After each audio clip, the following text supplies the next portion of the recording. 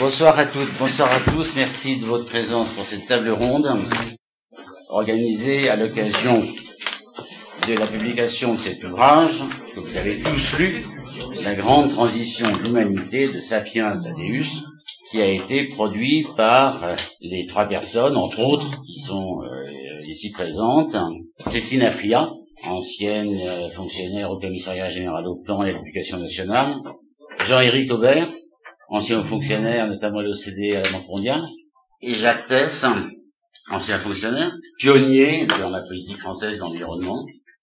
Alors, vous avez produit cet ouvrage, La grande transition de l'humanité, au moment où se développe le courant de pensée de la collapsologie, pour indiquer qu'on n'était pas uniquement dans une période marquée par la transition écologique, par la transition numérique, chose qu'on trouve dans les médias abondamment, mais qu'on était bel et bien face à un changement d'air, AIRE, AIR, E, avec un accent RE, bon, à un changement d'air, donc à l'aube d'une ère nouvelle, et que, grande différence avec la collapsologie, que nous avions quelque chose à faire dans ce virage. Donc c'est pas un futur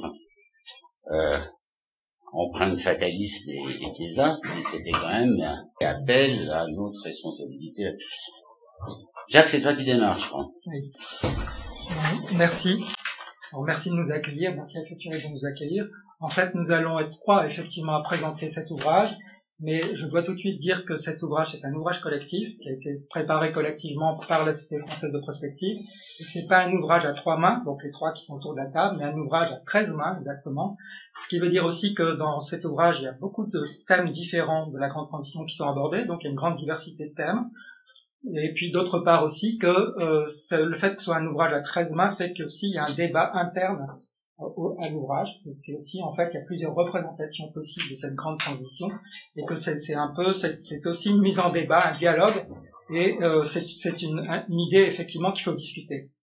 Il faut préciser aussi tout de suite que faut pas faire un contresens, c'est-à-dire l'ouvrage, c'est pas une façon commode de mettre dans un même paquet, dans un même ensemble, ce qu'on peut dire depuis quelques années, depuis une dizaine d'années, sur les différentes transitions numériques, écologiques, alimentaires, énergétiques, démocratiques, etc. Donc c'est pas une façon commode de regrouper tout ça dans le même ouvrage, mais que c'est en fait de quelque chose de très différent, à beaucoup plus long terme. C'est l'idée en fait que nous sommes entrés depuis le milieu du siècle dernier dans une grande transition, dans une nouvelle phase de l'histoire humaine, une nouvelle phase de l'histoire humaine. En fait, nous, on appelle ça la 4e transition, la 4e grande transition. Même ampleur, mais certainement plus intense et avec des conséquences plus grandes que les 3 précédentes grandes transitions. C'est-à-dire, d'une part, la transition du néolithique, en fait, qui a conduit, en fait, de passer du chasseur-cueilleur, nomade, au sédentaire, agriculteur urbain. Deuxième grande transition, c'est la transition qui a été marquée en fait par l'invention de l'écriture, c'est-à-dire le passage de l'histoire à la préhistoire. Donc l'invention la création des grandes civilisations, les grandes religions, des grandes civilisations.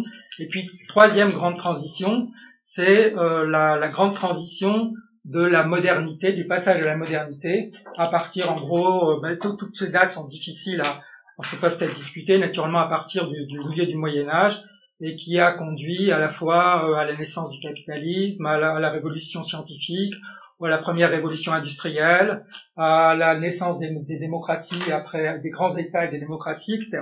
Donc ça, il y a eu ces 3 grandes transitions, et on est rentré, l'hypothèse qu'on fait, c'est qu'on est rentré en fait depuis le milieu du siècle précédent, mais là encore les dates sont à discuter, on peut en discuter, dans une 4e grande transition qui... Alors, ce qui est important, c'est que cette transition, par rapport au précédent, c'est qu'elle va se dérouler sur une période beaucoup plus courte. C'est un petit peu la même chose que pour l'extinction, la 6e extinction des espèces. C'est-à-dire la 6e extinction, la différence de l'extinction actuelle, c'est qu'elle se passe sur une période beaucoup plus courte. Et là, on est dans une transition qui va se faire de manière beaucoup plus courte, et avec aussi des conséquences qui sont peut-être sans doute plus importantes encore que dans les transitions précédentes. Ce qui est important aussi, c'est que cette idée c'est l'hypothèse en fait qui structure tout l'ouvrage, naturellement c'est autour de ça que porte notre ouvrage. mais que c'est pas une hypothèse que nous avons inventée. En fait, c'est une hypothèse qui a déjà été imaginée, anticipée, présentée un peu avant ou après la Seconde Guerre mondiale, par trois groupes de personnes, je dirais. D'une part, un grand sociologue, je ne sais pas si ça vous dit quelque chose, qui s'appelle Petrim Sorokin, qui a été en fait sociologue russe devenu américain, mais qui a été un grand sociologue, un grand historien aussi des civilisations, donc qui a été le premier à proposer cette idée de grande transition avant la Seconde Guerre mondiale. Puis un second qui est Kenneth Boulding aussi, qui a inventé, je ne sais pas si ça vous dit quelque chose, mais c'est lui qui a inventé l'image de vaisseau spatial. Il a écrit un livre sur la grande transition dans les années 60 avec ça. Et puis, j'associerai à ces deux personnes, deux autres qui sont à la fois Turing et von Neumann, qui eux ont inventé à la fois l'informatique et puis l'intelligence artificielle, et qui ont déjà annoncé également après la Seconde Guerre mondiale la révolution cognitive qui était en train de se passer. Voilà. Alors cette hypothèse, en fait, on l'a reprise. Elle était un peu tombée dans l'oubli, hein, et on l'a reprise simplement, mais cette fois-ci à la lumière à la fois du passé, de ce qui s'est passé depuis 80 ans, de ce que nous sommes nous-mêmes en train de vivre, donc des grands bouleversements que nous sommes en train de vivre, et aussi à la lumière aussi de ce qu'on peut anticiper pour le futur. Alors, cette grande transition, comme je dis, elle a son origine au milieu du XXe siècle, et elle a, par rapport aux précédentes, elle a trois grandes composantes, trois grandes caractéristiques, trois grands moteurs, en fait, de cette grande transition. Alors, il y a d'abord le premier moteur, c'est ce qu'a envisagé Boulding, justement, dans les années 60, hein, de l'inventeur de la métaphore du vaisseau spatial, c'est le passage à une humanité globale. On passe à une humanité globale qui est beaucoup plus nombreuse, plus productive, plus ouverte aux échanges, plus interconnectée, qui partage en grande partie une même culture commune, mais en même temps qui partage aussi une terre qui a des ressources de plus en plus limitées. Donc en fait, avec un conflit majeur qui se pose entre la globalisation et l'environnement, et donc avec la nécessité de s'engager dans une transition écologique majeure pour résoudre cette contradiction entre le fait qu'on ait un monde global de plus en plus peuplé, de plus en plus riche, etc., et puis l'environnement. Deuxième caractéristique de cette grande transition, c'est la sortie de l'âge agro-industriel. On sort de l'époque moderne agro-industrielle classique et on entre dans le monde qu'on peut appeler le monde 2.0, donc dans une nouvelle révolution technologique, le développement des technologies de l'information, l'intelligence artificielle, la capacité aussi d'intervenir sur le vivant et de repousser les limites du corps humain, avec comme à terme la perspective controversée à quelque chose qui n'est plus seulement l'humanité globale, mais qui est en fait une autre humanité. Le passage à une autre humanité, c'est ce qui est évoqué dans les bouquins de Harari, Homo sapiens, etc., etc. Et donc passage à une autre humanité. Et puis troisième composante, ça c'est plutôt Sorokin qui l'a proposé. C'est en fait un basculement culturel. C'est l'évolution vers des sociétés qui sont des sociétés plus immatérielles, à tous les sens du terme immatériel, avec l'émergence de nouvelles valeurs, comme par exemple le féminisme, l'écologisme, d'autres rapports à la propriété, des revendications éthiques beaucoup plus fortes, une aspiration centrale aussi à plus d'autonomie individuelle. Donc on change aussi de système de valeurs, mais en même temps que cette évolution vers des valeurs plus immatérielles, c'est aussi une déliaison croissante des individus par rapport aux institutions, c'est-à-dire qu'en fait les individus, les formes traditionnelles de socialisation, les familles, les partis, les syndicats, etc., perdent de leur importance, les États aussi, donc une déliaison par rapport aux institutions.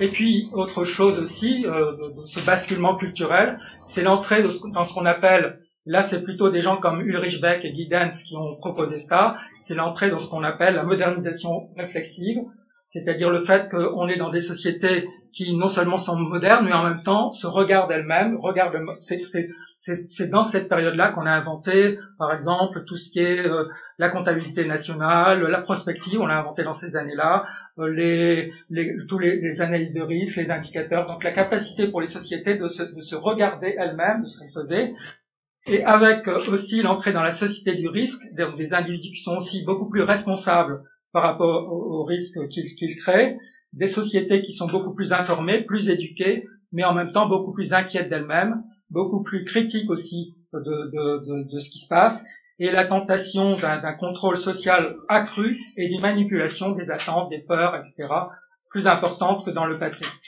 Alors, ces grandes dynamiques, ces grands moteurs de la grande transition font l'objet d'éclairage spécifique dans l'ouvrage. Tout l'ouvrage, c'est d'essayer de regarder ces trois grandes tendances, ces trois grands moteurs, et puis de voir un petit peu qu'est-ce qui se passe au niveau à la fois, ça va depuis la métamorphose cognitive de Francis Jutan à, par exemple, le texte de Yannick Blanc sur la fin du paternalisme institutionnel. Donc tout ça, dans l'ouvrage, en fait, on décrit un petit peu ces grandes tendances.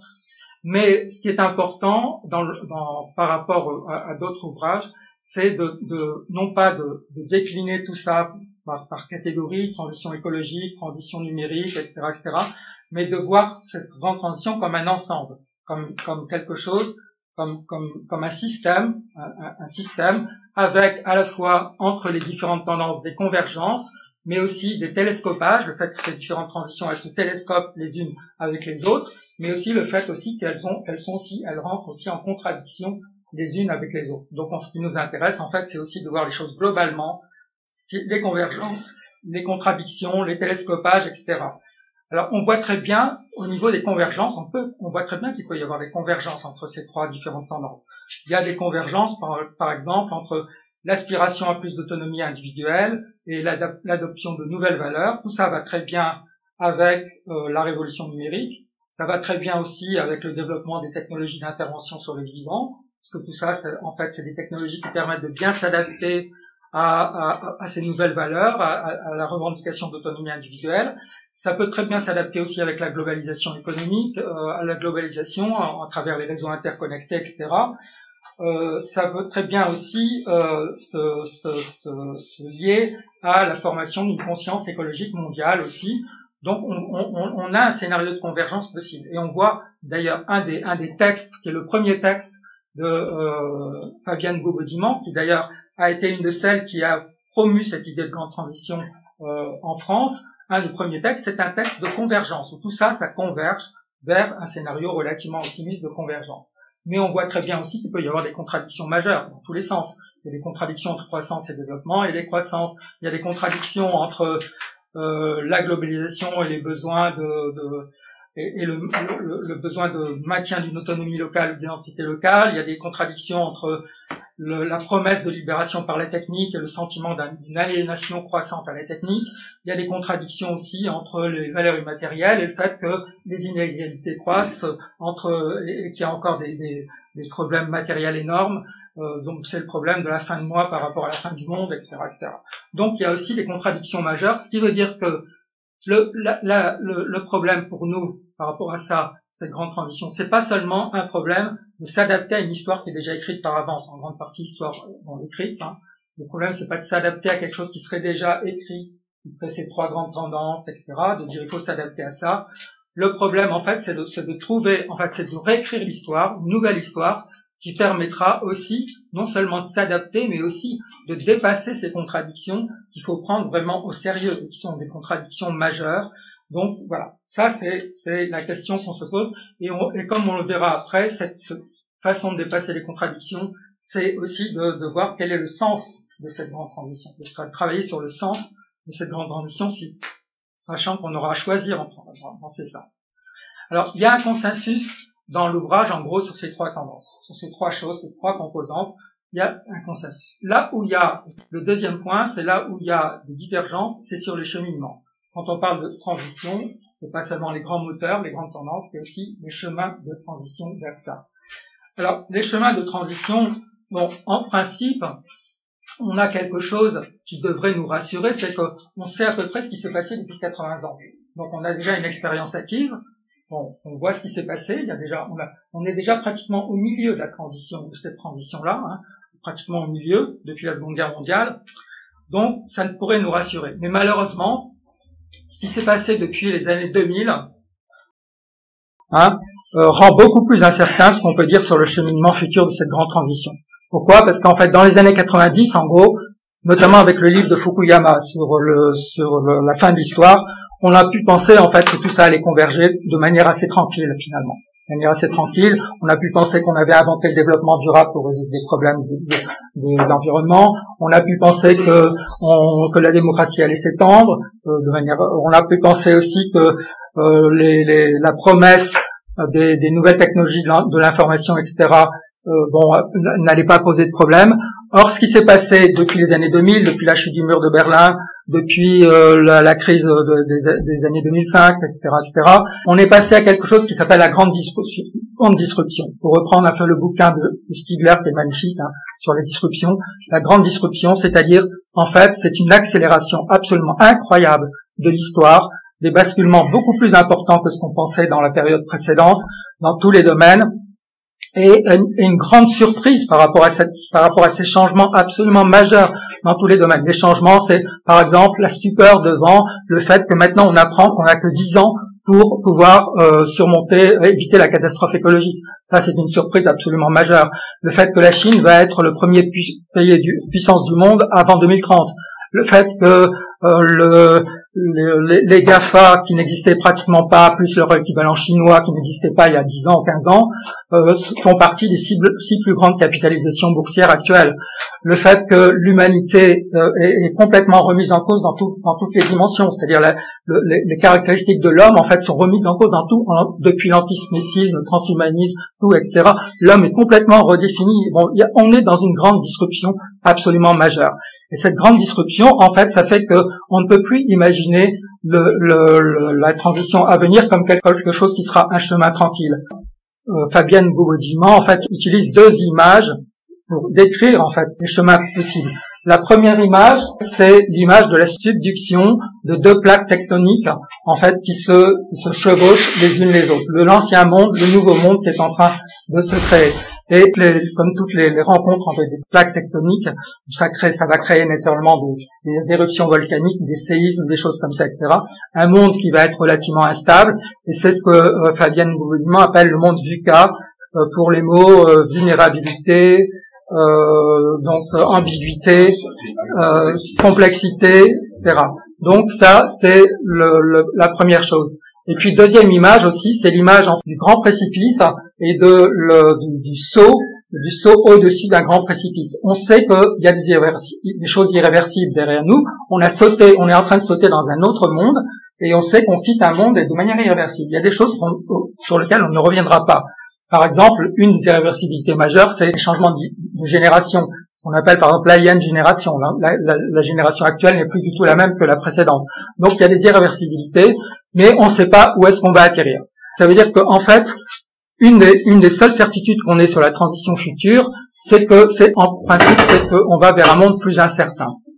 Mais cependant, il y avait dans les années 90, en même temps que le livre de Fukuyama, dans les années 90, il y avait 2 grands travaux de prospective qui avaient été faits, aussi importants que les travaux du Club de Rome. C'est d'une part le bouquin sur 2100, de Thierry Gaudin, et puis d'autre part un autre travail qui avait été peut-être qu'on connaît beaucoup moins bien, qui s'appelle les travaux du Global Scenario Group, qui sont en fait les successeurs de Boulding, exactement ceux qui ont succédé à Boulding, qui ont fait certainement avec le rapport du Club de Rome le plus grand travail de prospective mondiale qui ait jamais été fait. Donc ce travail. Et qu'est-ce qu'ils disaient ces gens-là? Donc justement, ils essayaient de voir quels étaient les chemins possibles pour ce siècle à venir, etc. C'était les seuls qui avaient déjà tracé les chemins.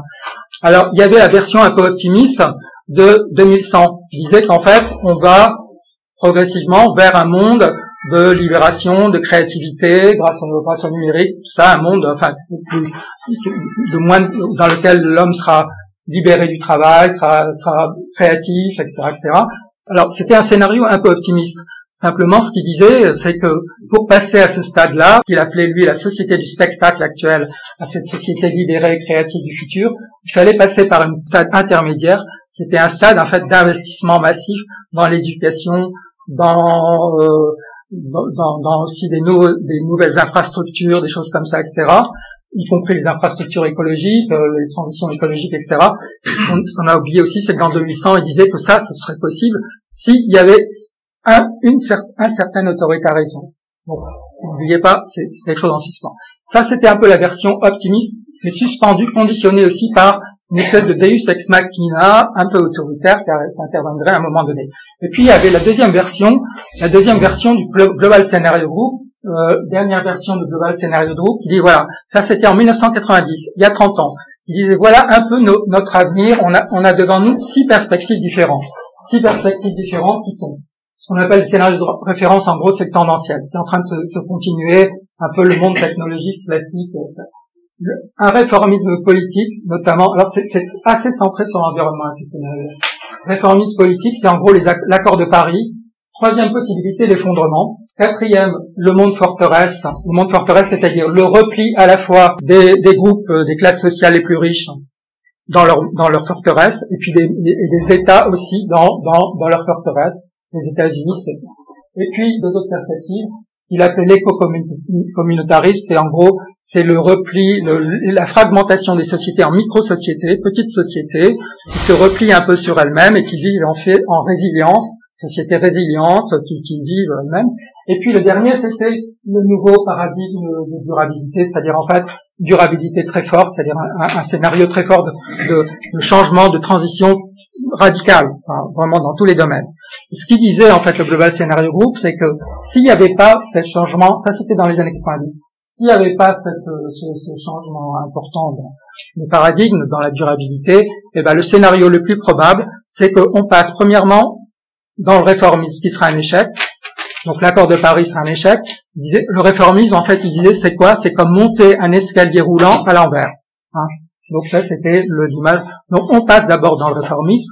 Ensuite, on passe dans le monde forteresse. Les mondes forteresses, c'est ce qui est en train de se passer avec les États-Unis, la Chine, les États qui se replient sur eux-mêmes. Et puis dernière chose, on irait à l'effondrement. Donc le scénario, c'est on irait réformisme, échec. Ensuite, le monde forteresse, et les mondes forteresses, c'est la situation actuelle et l'effondrement. Alors, on est maintenant 30 ans plus tard. On est 30 ans plus tard par rapport à ça. Ce qu'on peut dire, c'est qu'il y a beaucoup de marges de manœuvre qui se sont refermées. On a beaucoup qui sont rouvertes aussi. C'est-à-dire qu'il y a des portes qui sont fermées très fortement, d'autres qui sont ouvertes. Et qu'en fait, tout le travail de notre livre, c'est d'essayer de montrer que, en fait, ni l'optimisme technologique pour croire que, ni l'effondrement ne sont des choses qui sont des fatalités, hein. C'est-à-dire qu'en fait on peut ni croire à l'un ni penser à l'autre, et qu'en fait il y a effectivement des cheminements alternatifs possibles, des possibilités alternatives, et tout. Bon, c'est ce qu'on propose. Alors ce que je dis, c'est qu'on n'a pas réussi nous à faire un scénario alternatif aussi magnifique que les travaux précédents, hein. C'était pas possible pour nous. Simplement on propose quelques pistes et on dit, et je terminerai par là, je dirais qu'en fait ces scénarios, ces cheminements possibles en fait pour le futur, je crois qu'ils sont conditionnés par 4 choses. La première chose, c'est d'abord la lucidité, c'est-à-dire la lucidité par rapport à nos contradictions, par rapport aux marges de manœuvre dont on dispose maintenant. Ça veut dire que on dépassera pas les contradictions que j'ai évoquées tout à l'heure de manière aussi simple que ça. Le deuxième chose, et ça ce sera dit par nos 2 voisins, changement de regard. Il faut changer le regard par rapport aux choses. La troisième chose, c'est la volonté de mettre en débat des futurs différents et des cheminements différents, de les mettre en débat, de les débattre. Et puis surtout, on verra ça à la fin, ce sera un peu la conclusion, c'est qu'en fait, dans tout ça, contrairement à ce qu'on pouvait penser dans les années 90, hein, c'est-à-dire qu'on était relativement optimiste, en fait, on va devoir choisir. On va devoir faire des choix importants. C'est-à-dire qu'on pourra pas tout avoir à la fois, le beurre et l'argent du beurre, et on va devoir choisir, ce qui pose le problème du sens de cette transition dans lequel on est. Voilà. Je pense avoir posé un petit peu le problème de ce livre, et maintenant on va avoir des illustrations plus claires avec quelques cas de transition, et puis ensuite revenir un petit peu sur qu'est-ce qu'on peut faire finalement de cette hypothèse historique. C'est pas facile en fait de faire quelque chose avec une histoire longue, hein. Alors c'est d'ailleurs une des originalités de ce livre, c'est en fait de réinsérer la prospective dans une histoire longue. Il n'y a pas tellement de travaux d'histoire longue en France qui sont faits en prospective, hein. C'est souvent des horizons en 10 ans, 20 ans, 30 ans. Là, on a 150 ans, hein, quelque chose de long. Et qu'est-ce qu'on peut faire de cette histoire longue? Voilà, c'est la question qu'on peut poser, qui sera posée par mon voisin de Extremadura. Christine, à toi. Merci beaucoup, Jacques. Bien, donc pour moi, donc je vais essayer de rentrer un peu plus dans de quoi parle-t-on. Et notamment, j'introduirai simplement ce concept de grande transition en rappelant qu'il y a 4 grandes caractéristiques pour bien comprendre de quoi nous parlons. La première caractéristique, c'est sa dimension temporelle, et ça, Jacques l'a très bien rappelé, en montrant qu'on s'inscrivait dans des transitions en cours, dans une mutation qui est complètement multiséculaire. Là, c'est l'exposé de Jacques que vous avez eu au préalable. Il y a une deuxième caractéristique, c'est son amplitude et sa radicalité. C'est-à-dire qu'il ne s'agit pas simplement de la poursuite ou l'accélération de modernisation passée ou de mutation, mais d'un passage à un autre monde, d'un passage à une nouvelle humanité, d'un changement de paradigme. Troisième caractéristique, c'est son actualité et sa dimension d'intensité. Car après une longue phase d'émergence, nous sommes désormais dans une période d'accélération. Et c'est le rapport à cette accélération et au temps qui est important de mettre en évidence. Et c'est le slide 2, lorsque vous avez eu cette disruption, en montrant que les événements en cours s'accéléraient à partir des années 2000. Et puis, il y a une dernière caractéristique, qui est en fait que cette grande transition, eh bien, elle doit s'appréhender dans son approche systémique et globale, car c'est l'ensemble des activités humaines qui vont être concernées. Alors, bien sûr, on entend souvent parler des transitions géopolitiques, de la transition démographique, de la transition sociale, sociétale, et puis bien sûr de la transition écologique, numérique, éducative, cognitive et politique. Donc, pour des raisons d'exposé et surtout de temps imparti, je ne vais me concentrer que sur 4 grandes transitions. La transition écologique. Alors, comment peut-on la caractériser? Bon, c'est peut-être celle qui est peut-être la plus facile à mettre en avant, parce que je pense qu'aujourd'hui, on est dans une prise de conscience que finalement aujourd'hui, face aux hausses de température et du niveau des océans, face à l'érosion des sols, face à la disparition de la moitié des espèces en 40 ans, partout la pression que nous exerçons sur la nature est de plus en plus visible. Donc cette notion de transition écologique exprime la nécessité d'adapter nos économies et nos sociétés au respect des limites de la biosphère. C'est la prise de conscience, tant sur le plan politique qu'économique, du rapport à des écosystèmes de plus en plus fragiles et sur lesquels il va falloir pouvoir agir autrement si on ne veut pas atteindre des seuils d'insoutenabilité. C'est notre vision du monde qui doit changer, car nous avons vécu dans un monde en expansion continue, dans la prédominance d'une politique de croissance fondée sur l'idée d'une nature abondante, malléable et infinie. Or, aujourd'hui, nous sommes effectivement face à des actions qu'il va falloir mettre en place pour pouvoir effectivement faire face à cette perte finalement des richesses que la planète peut nous offrir. Et par rapport à cette transition écologique, ce qui est important de rappeler, c'est que, bien sûr, on peut continuer à s'appuyer sur les actions classiques de conservation de la nature, de réduction des pollutions, d'économie de ressources, mais cela ne suffira pas. Il va falloir transformer en profondeur nos modes de vie, nos développements, nos modes de développement, nos relations à la nature, nos rapports au temps, à l'économie, à la technique, et aussi nos modes de pensée. Et là, ce qui est important de rappeler, et c'est vrai que Thierry Gaudin est quelqu'un qui souvent, dans ses exposés, met en avant le fait qu'il faut concevoir une façon de vivre de plus en plus respectueuse des limites de la Terre et du monde du vivant, et qu'il faut même s'inspirer de ce monde du vivant pour pouvoir effectivement mieux appréhender les changements. Et lorsque Jean-Éric, tout à l'heure, abordera la troisième partie, notamment sur ces fameux cheminements que nous pouvons prendre avec quelques solutions, il fera référence à la société organique notamment. Et effectivement, dans la société organique, c'est bien ce nouveau rapport au vivant qui est mis en avant et qui est mis en scène. Et d'un autre côté, ce qui est important aussi de rappeler, c'est que cette transition écologique ne peut pas être conduite de manière centralisée.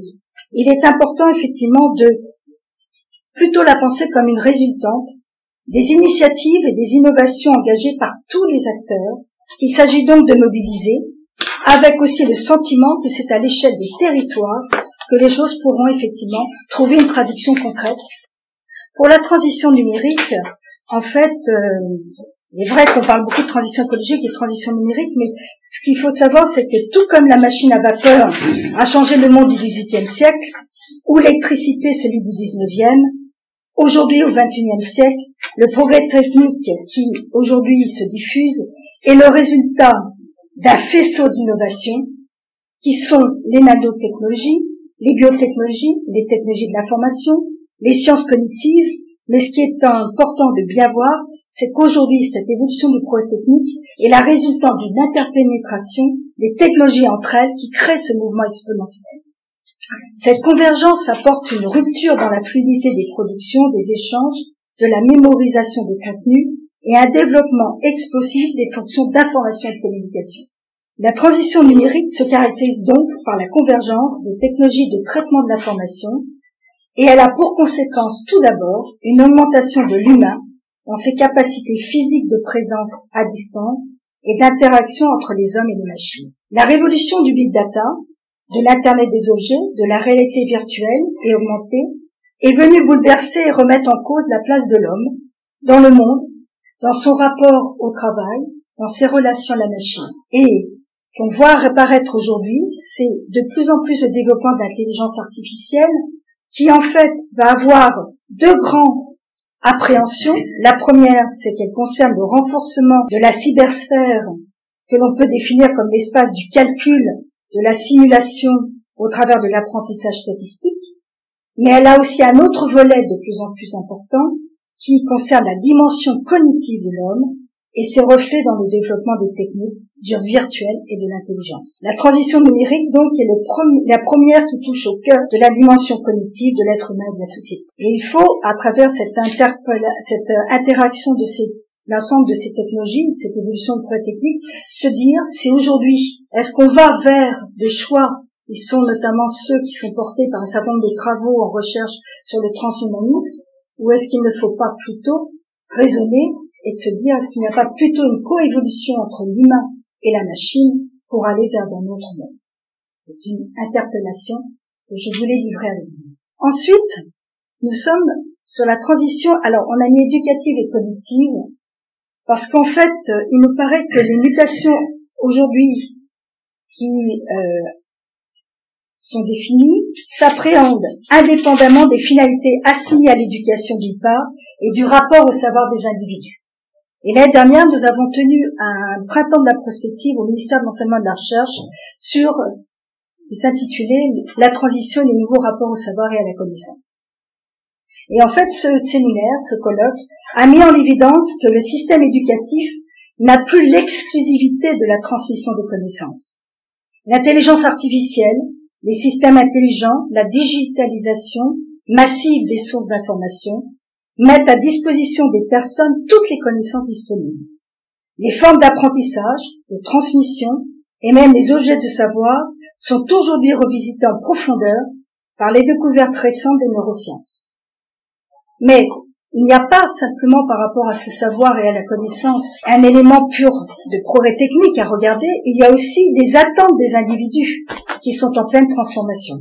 Les jeunes ne veulent plus que l'enseignant leur expose des contenus qu'ils peuvent acquérir dans la sphère privée. Ils n'acceptent plus qu'on ne tienne pas compte de leurs besoins. Par contre, ce qu'ils demandent aussi, c'est le sens de ce qu'on apprend et notamment comment on peut devenir acteur dans ce rapport au savoir. Donc le rapport au savoir est en grande mutation, mais une mutation qui ne fait que commencer. L'école enseigne une sélection de savoirs produits au cours des siècles jusqu'à aujourd'hui, selon des méthodologies scientifiques, en l'état actuel des connaissances, qui dans certains domaines se renouvellent plus rapidement que les générations. Or, ces savoirs scolaires rencontrent des individus plus enclins qu'autrefois à les contester.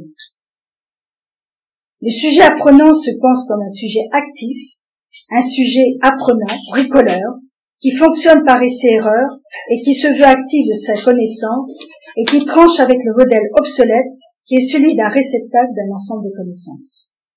Il s'agit donc de passer d'un modèle centré sur l'apprenant à un modèle où l'apprenant devient partenaire à part entière du processus pédagogique.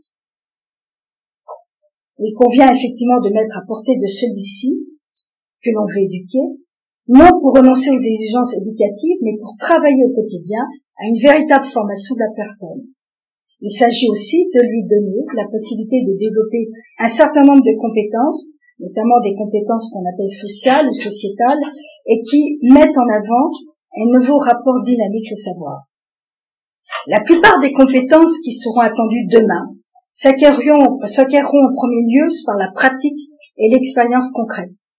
La transition numérique, qui pénètre tous les secteurs et toutes les entreprises, oblige ces dernières à repenser leur modèle et leur processus organisationnel. De nouvelles compétences comme la capacité à développer des raisonnements complexes, la créativité, l'intelligence émotionnelle et la perception sensorielle gagnent aujourd'hui en importance, et cela dans presque tous les métiers. C'est cette tendance qui devrait se renforcer encore davantage avec l'adoption des technologies intelligentes. Les entreprises ont besoin de profils d'individus plus agiles, plus créatifs, communicants, autonomes et responsables, qui sont autant de compétences que l'on peut qualifier, alors, il y a les concepts de compétences comportementales, de compétences soft skills, de compétences socio-émotionnelles, mais qui sont des compétences, même qu'on appelle maintenant transversales, qui de plus en plus sont attendues dans les entreprises. Mais il va de soi que ces nouvelles compétences ne peuvent se mettre en place qu'à partir du moment où aussi les organisations du travail évoluent. Parce qu'on peut demander de l'autonomie et de la prise d'initiative, si l'organisation de travail ne le permet pas, on s'aperçoit que ce sont des exigences qui finalement ne correspondent pas à la réalité du métier et du terrain. Enfin, dernière transition, c'est la transition institutionnelle. Et c'est une réflexion que nous avons, dans la Société française de prospective, été amenés à développer parce que nous avions notre précédent président était Yannick Blanc. Et ça fait partie des réflexions qu'il a depuis un certain nombre d'années et qui met en évidence que la société française, alors qu'elle s'est construite à partir de l'État selon un emboîtement rigoureusement pyramidal d'institutions, dont la matrice commune était une relation tutélaire, c'est-à-dire le dominant exerce un pouvoir légitime sur le dominé, mais à condition de pouvoir lui apporter un bénéfice dans son action. Et qu'en fait, cette matrice tutélaire commence à rentrer en crise aujourd'hui, et qu'on voit effectivement que cette crise de cette matrice tutélaire ne concerne pas simplement la sphère publique, mais de plus en plus aussi l'ensemble des corps intermédiaires, que ça peut être les syndicats, la religion, les politiques, les entreprises, les associations, et qu'il y a vraiment une crise sur le rapport à la construction de cette matrice tutélaire, et il me semble, mais je ne suis pas sûre qu'aujourd'hui on ait vraiment des analyses très approfondies sur le mouvement social que nous connaissons depuis le 17 novembre, c'est bien ça? Il y a effectivement un nouveau rapport aux institutions qui est en train de se mettre en place et qu'il va falloir mieux analyser et mieux regarder. C'est désormais l'associativité qui est la matrice de l'action collective, c'est-à-dire l'ensemble des formes institutionnelles qui permettent de mettre en commun un projet, des connaissances, des capacités d'action, des activités. Ce sont de nouvelles communautés d'action dont la raison d'être, à la différence des communautés organiques du passé, est de réunir des membres qui appartiennent en même temps à d'autres communautés. Une nouvelle grammaire, c'est ce que nous dit Yannick Blanc, une nouvelle grammaire est en train de se mettre en place. À la hiérarchie règles, valeurs, usages, qui structurait les schémas d'action collective dans le passé, se substitue une triangulation dans laquelle l'usage occupe la première place. L'usage et l'utilisateur sont au cœur du projet et ont une place dans la gouvernance. Le deuxième côté du triangle, ce sont les valeurs. Celles-ci s'énoncent en même temps que le projet lui-même et permettent de l'inscrire dans un système de sens, soit parce qu'elles en éclairent la finalité, soit parce que cet énoncé permet de vérifier la compatibilité d'entre les systèmes de valeurs portées, comme par exemple travailler sur une société inclusive, sur l'égalité et la dignité des personnes, sur le respect de la diversité. Le troisième côté du triangle est celui des règles, et alors que la règle dominait jadis le système pyramidal, aujourd'hui nous avons une boucle de rétroaction entre l'usage, les valeurs, les règles, et il est vrai que nous sommes aussi devant une crise de la représentation, dans le sens où nous passons d'une structure verticale à une structure horizontale de la société, qui se manifeste aussi bien au sein de l'appareil de l'État, mais aussi dans les entreprises de plus en plus. Pour que le politique referme la fracture qui le sépare des citoyens, il faut non seulement adopter et articuler le langage correspondant à cette nouvelle grammaire des institutions, mais encore faire la preuve que le mandat qui lui est confié apporte quelque chose à une société qui a de plus en plus de mal à contrôler. La vision que l'on attend de lui repose d'abord sur une mobilisation des connaissances et des savoirs, dispersés dans le corps social, pour construire une représentation cohérente. Elle doit ensuite permettre aux individus de se projeter dans un avenir discernable. Voilà donc pour les présentations sur les transitions. Alors Jean-Éric, qu'est-ce qu'on fait demain matin? Peut-être que tu dises quelques mots de la Société française de prospective, dont tu as 2 vice-présidents à tes côtés et dont tu es toi-même le président. Avec plaisir. La Société française de prospective a été créée en 2013, réunissant un ensemble de prospectivistes qui travaillaient dans les ministères, dans les entreprises, dans les universités, comme une sorte d'instance à la fois comme une société savante pour réfléchir sur la prospective, définir un certain nombre de principes de travail, et aussi comme une instance de dialogue entre ces prospectivistes, ces différentes communautés, et puis comme une instance de production.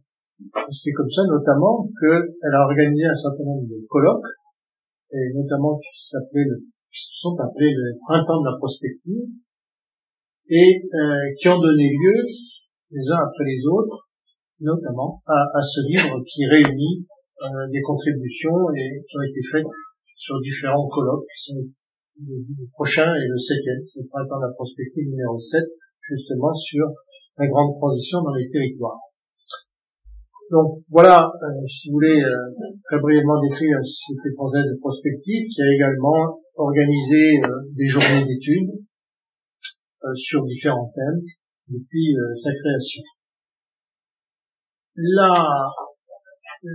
La démarche maintenant que nous souhaitons mettre en avant, c'est indépendamment de l'exploitation des pistes qui ont été ouvertes dans ces réflexions qui sont présentées notamment dans ce livre, c'est aussi de continuer ce travail de plateforme, d'instance de dialogue au sein je dirais, des différentes communautés de prospectivistes qui sont certains travaillent dans les entreprises, d'autres dans les ministères, dans les centres de recherche, d'autres dans l'université, et voir précisément dans le cadre de la société française comment la prospective peut influencer mieux les décisions, comment réfléchir sur des questions relatives à son enseignement, des questions un peu transversales.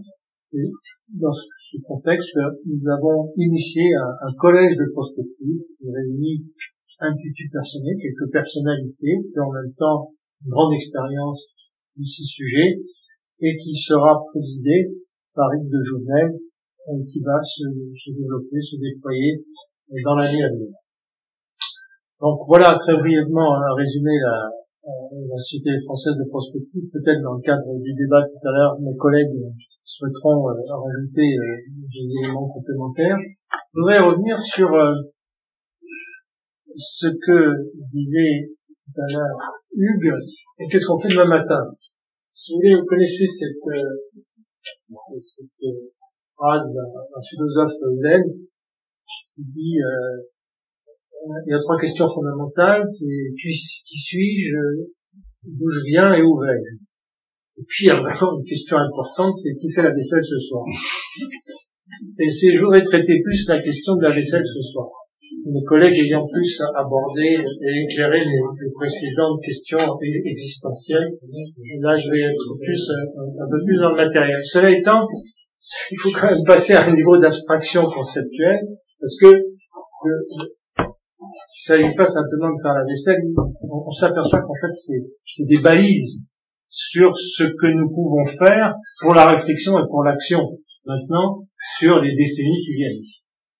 Alors, on a vu comment on évoluait entre des scénarios, le spectre est très large, entre les optimistes sur ce qui nous attend, et puis les collapsologues qui nous prédisent un effondrement le moins proche. On voit aussi apparaître un livre, je trouvais fort intéressant, Le bug humain, qui explique en gros que la manière dont fonctionnent nos cerveaux est telle que par des processus de gratification ou d'addiction qui sont développés et entretenus par la production de dopamine, fait que finalement nos addictions au pouvoir, au sexe, au plaisir de manière plus générale, fait que le monde, l'humanité est entraînée depuis toujours en fait dans un processus de croissance inarrêtable qui au bout du compte débouche sur la surexploitation des ressources, le déséquilibre finalement entre l'humanité et ce que peut produire la Terre,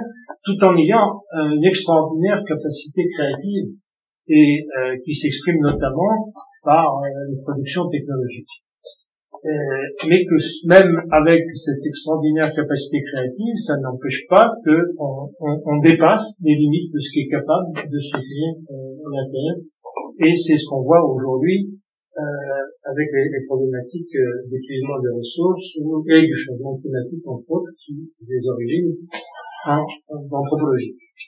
Alors, cette histoire du bug humain oblige quand même à se poser des questions fondamentales. Je ne sais pas, je vais pas rentrer dans cette controverse, mais ce qui est certain, c'est que par rapport à cette question centrale qui est dans le livre, qui est est-ce qu'on est dans une transition subie ou est-ce qu'on a encore la possibilité de choisir cette transition, il y a la question centrale de la réappropriation de l'avenir par l'homme, par les collectivités. Et c'est un certain nombre de conditions, je dirais, nécessaires, pas suffisantes, mais sûrement nécessaires, pour qu'il y ait cette réappropriation. La première, c'est se poser la question du sens. C'est où est-ce qu'on va? Qu'est-ce qui fait sens aujourd'hui pour à la fois l'individu et le collectif dans ce processus de transition? Et on ne peut pas échapper à cette question du sens. Elle est dans le livre, par exemple, fort développé par Patrick Vivray. Il y a toute une réflexion sur la notion de pleine humanité. Mais on voit aussi que cette question du sens vient d'être posée par les résultats de l'élection que nous venons de vivre. Lorsqu'on voit cette montée, si vous voulez, du mouvement écologiste, c'est que finalement il y a des gens qui disent il faut choisir. On est devant un choix. Voilà, nous faisons ce choix, nous, notamment les jeunes, par rapport aux problématiques qui sont devant nous. Et c'est une réponse à la question du sens d'une certaine manière. La deuxième question, c'est centrale, c'est le maintien de l'imaginaire.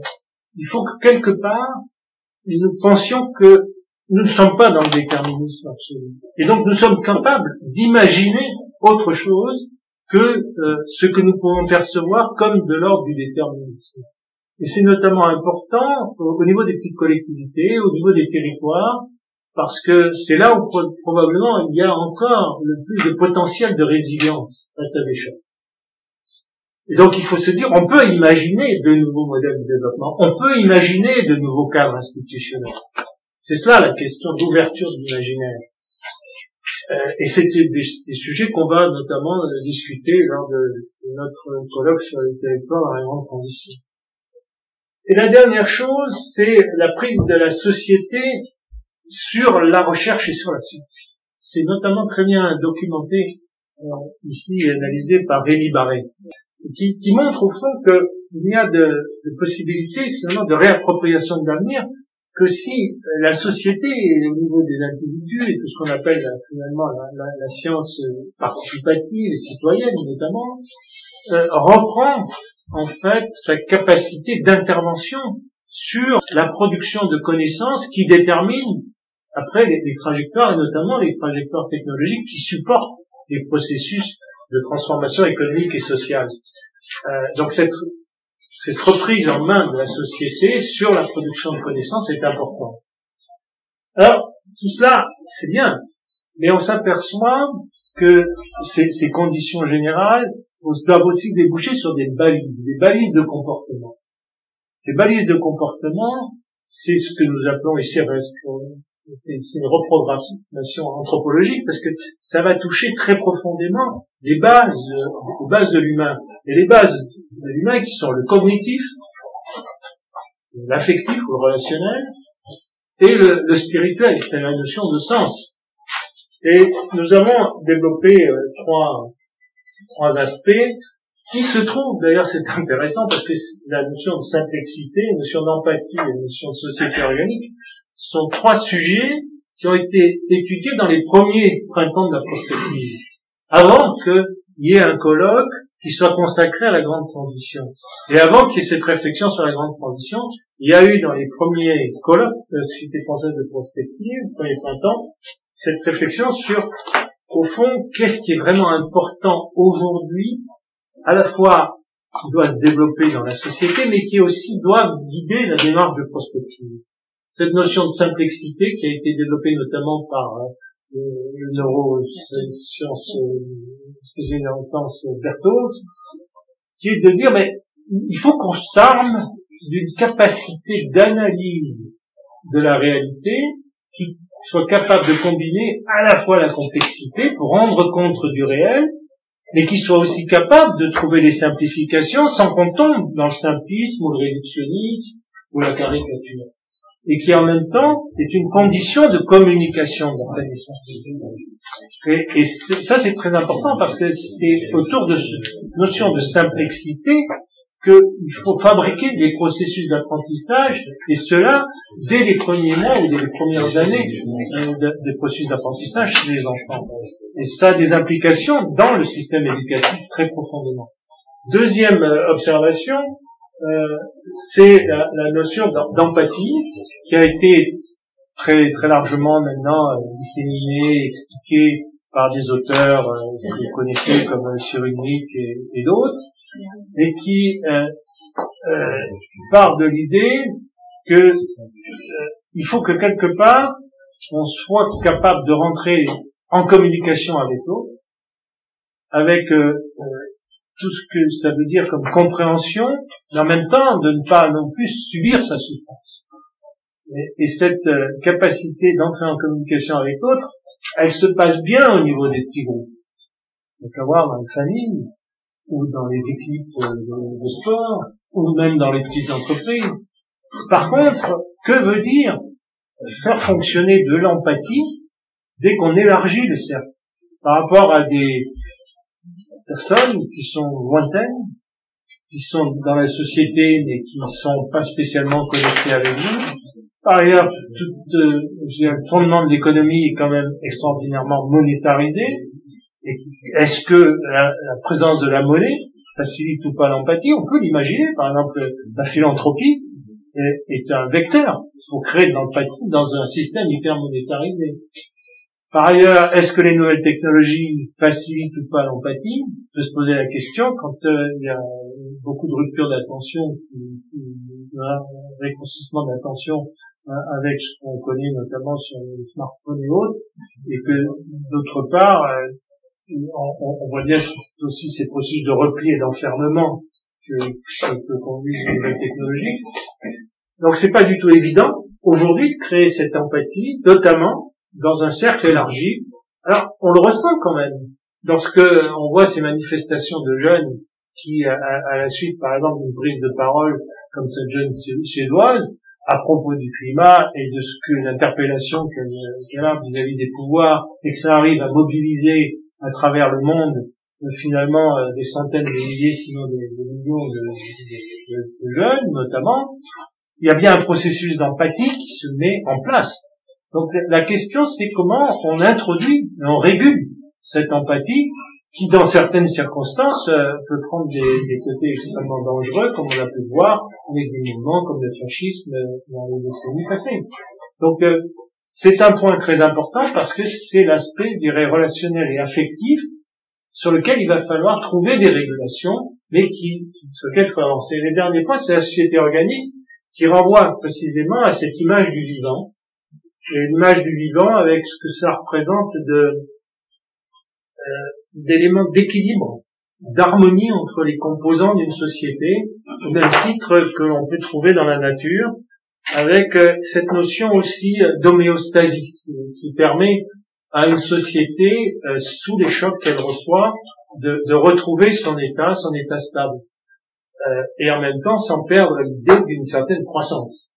Et cette notion de société organique, qui a fait l'objet d'un colloque dans le cadre de la Société française de prospective, est néanmoins un sujet qui doit être creusé très profondément pour voir ce que ça veut dire. Il s'agit pas simplement, par exemple, de biomimétisme ou autre. Qu'est-ce que ça veut dire du point de vue de l'organisation de la démocratie, de la circularité, de l'économie des ressources, etc. Ça demande aujourd'hui cette métaphore, un travail considérable, ça reste encore assez superficiel. Et je voudrais terminer sur un dernier point qui est juste le travail de prospective. Autant si vous voulez, les 3 points que simplicité, empathie et société organique, c'est quelque chose qui doit, d'une certaine manière, qui peut inspirer le travail de prospective. Cela étant, ces grandes balises doivent être complétées par un travail plus sur des problématiques qui sont en relation directe avec ce que nous avons évoqué, c'est-à-dire quelles sont les relations entre les différentes transitions. Et on ne sait pas très bien comment les choses s'articulent. On sent que, par exemple, le numérique peut aider à résoudre des problèmes liés aux difficultés écologiques. Mais comment? De quelle manière? En quelle intensité? Dans quelle mesure le numérique peut aider à gérer le basculement démocratique? Ça, on reste aujourd'hui dans un certain flou, il faut faire du travail dessus. Deuxième type, ça rejoint souvent la définition que Jacques Thèse donne de la prospective, qui est l'intelligence des temporalités. C'est-à-dire qu'on voit très bien qu'à partir du moment où il faut être dans l'action, et la transition, c'est être dans l'action, c'est pas simplement de la réflexion. C'est comment est-ce que je prends une mesure aujourd'hui par rapport à un certain horizon, qui va me permettre en même temps d'introduire de la flexibilité ou de la marge de manœuvre par rapport à un horizon plus lointain. Donc toute cette question d'intertemporalité demande à être beaucoup plus travaillée qu'elle ne l'a été jusqu'à aujourd'hui dans les travaux de prospective.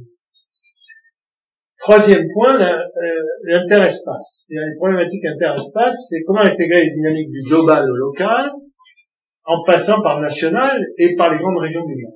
Et là, je parlais tout à l'heure de la résilience des territoires qui sont au niveau local et qui certainement doivent travailler, mais on ne peut pas réfléchir là-dessus sans s'interroger par exemple sur le rôle du national, qui lui-même, compte tenu de l'évolution notamment dans les sociétés développées de l'État, avec moins de ressources, moins de moyens, qu'est-ce qu'il peut faire cet État État national?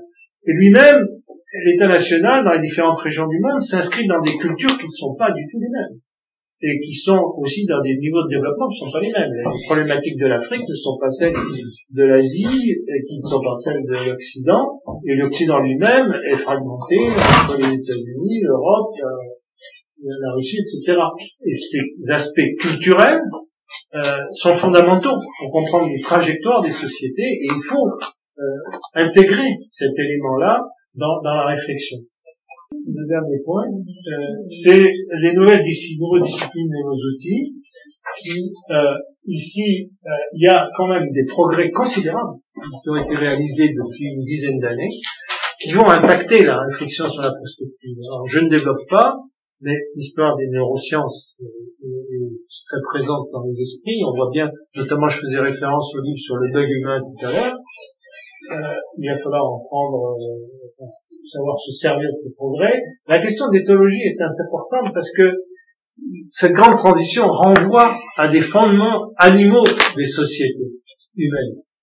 Et donc les comportements ces comportements de base vont ressortir compte tenu des pressions et des chocs très importants que la transition implique. Et donc il faut revenir à ces fondamentaux éthologiques. Et dernier point, le big data. Là, il y a quand même une ouverture extraordinaire avec la quantité incroyable de données qu'on peut récupérer, qu'on peut essayer de traiter avec les méthodes de l'intelligence artificielle et qui peut éclairer des phénomènes sur l'évolution des sociétés que jusqu'à présent, on avait beaucoup de difficultés à cerner. Je m'arrête. Merci à vous trois. Merci à vous.